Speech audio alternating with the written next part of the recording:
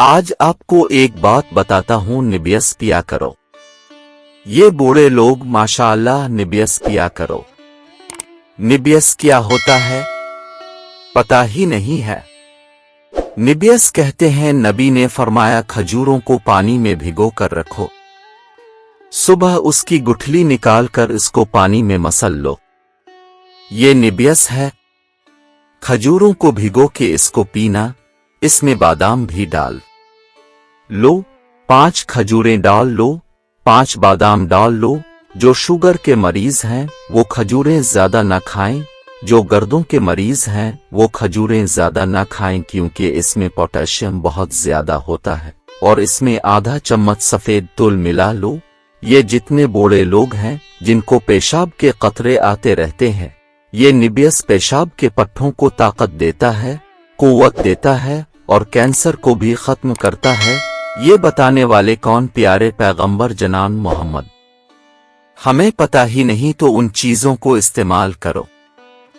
आज मैं आप लोगों को मसाने की कमजोरी का इलाज बताने वाला हूं, जिसकी वजह से आप लोगों को पेशाब के साथ साथ मनी और पेशाब के कतरे आते हैं और आपको मुबाशरत के वक्त भी ऐसी मुश्किलात का सामना होता है जिसकी वजह से आप लोग मसाने की कमजोरी का शिकार हो जाए।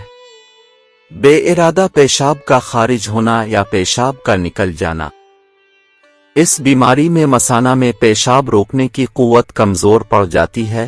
पेशाब के बिला इरादा खारिज होने के असबाब में कमजोरी, मसाना, अखराश मसाना, मसाना का ढीला हो जाना, जनरल कमजोरी, अफालिज होना, बच्चों में पेट के कीड़े, कांच निकलना वगैरह भी असबाब है। ज़ियाबितस और मिजाज का सर्द होना, सख्त सर्दी के मौसम में भी तकलीफ होती है।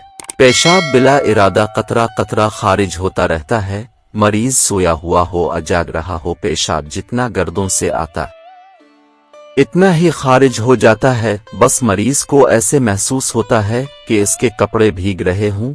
इसके लिए सौंफ 3 ग्राम खाने के बाद चबा लिया करे। कुश्ता कली 2 चावल, मजून इर्द खुरमा 12 ग्राम मिलाकर खाएं। पेशाब के साथ कतरे आते हों तो उसके लिए बेहतरीन इलाज है कसरत एहतलाम, कब्ज और गैस, बादी अशिया का ज्यादा इस्तेमाल, मुश्त जनी, कसरत कुर्बत वगैरह। जिन हजरात को पेशाब के साथ कतरे आते हों उनको उन चीजों से परहेज करना चाहिए।